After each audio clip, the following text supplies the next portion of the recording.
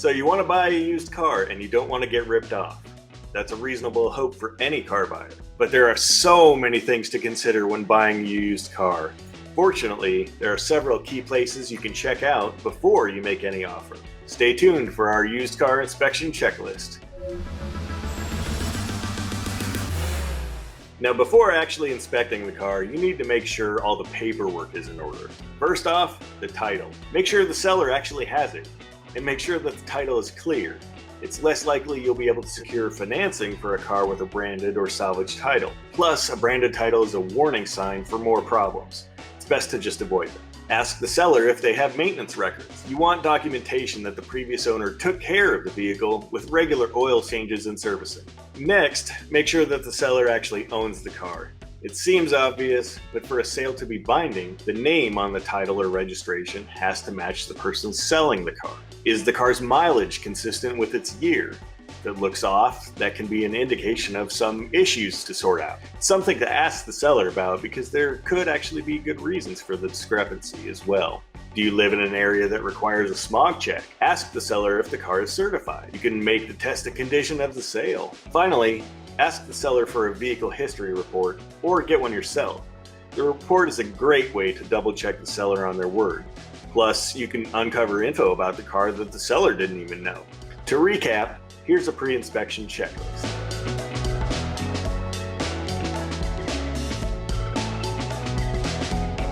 If the car's paperwork is in good order and you're still interested in buying, you'll want to see and inspect the car next. We'll start with the exterior. Wheels and tires are a car's #1 safety item. They're the only part that actually contacts and grips the road. Examine the rims and hubcaps for curb rash, which indicates possible suspension and steering damage. Inspect the tread depth, and the lug nuts should all be present and tight. Missing or loose lug nuts can be a sign of shoddy workmanship or that the owner hasn't taken good care of the car. Inspect the tire pressures all around. Uneven pressures often indicate a leak or lack of quality maintenance.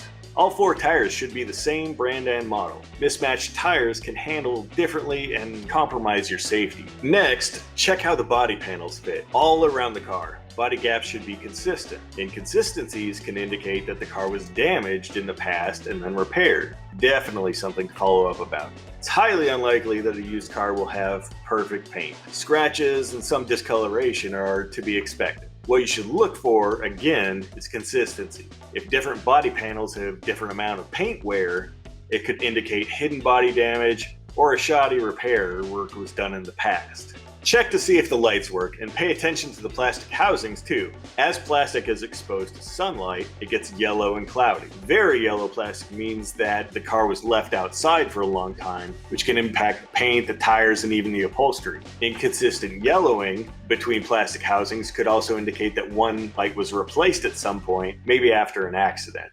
Here's what your exterior inspection checklist might look like.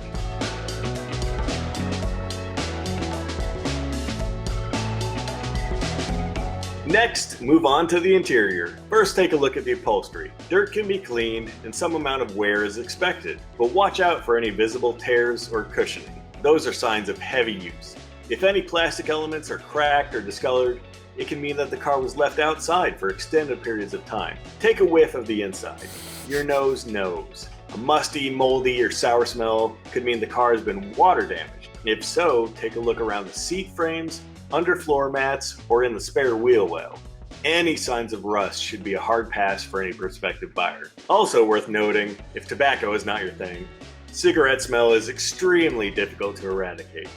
If it's noticeable, you'll either have to live with it or rely on expensive professional odor removal. Next, take a look at the dashboard. Turn the ignition on. You see that? All the warning lights come on and the gauges sweep through to one end and back. Nothing should stay on after a couple seconds. It's called a bulb check. Instrument cluster repair is an expensive fix. You'll want everything on the dash working. Now for a fun part, pressing buttons. Make sure all the windows go up and down smoothly. Windows that hitch could mean the car has electrical issues. Test out everything in the center console. While not strictly necessary for driving, repairs on this part of the car can get costly.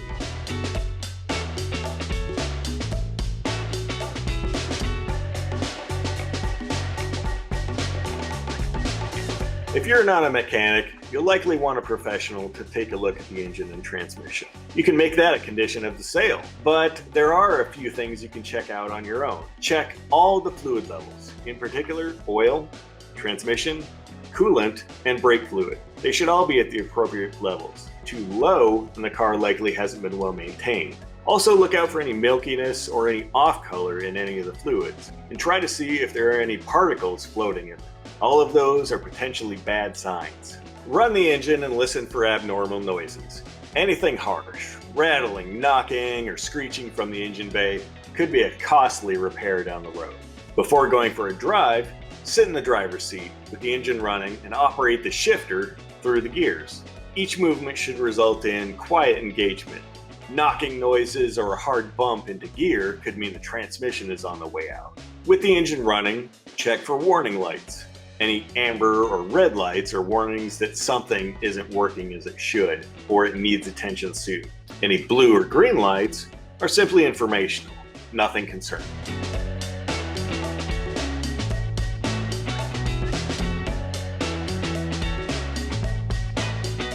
Now you're finally ready for the best part of all, the test drive.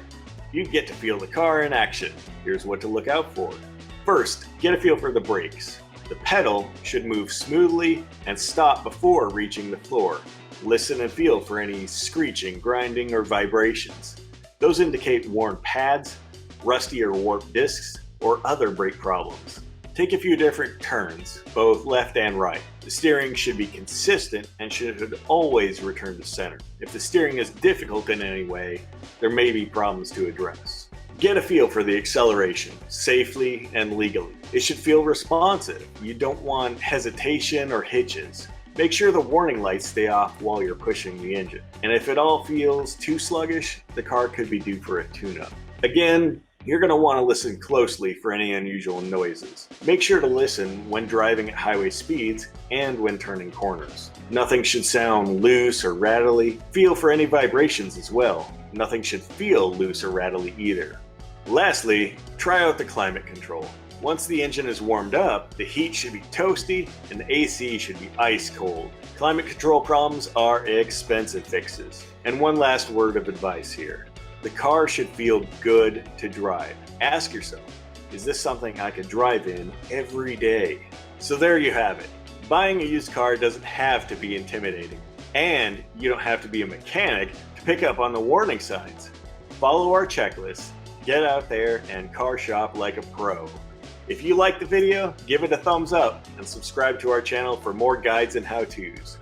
Have a used car horror story that could help other buyers avoid the same fate? Let us know by dropping it in the comments below. Thanks for watching.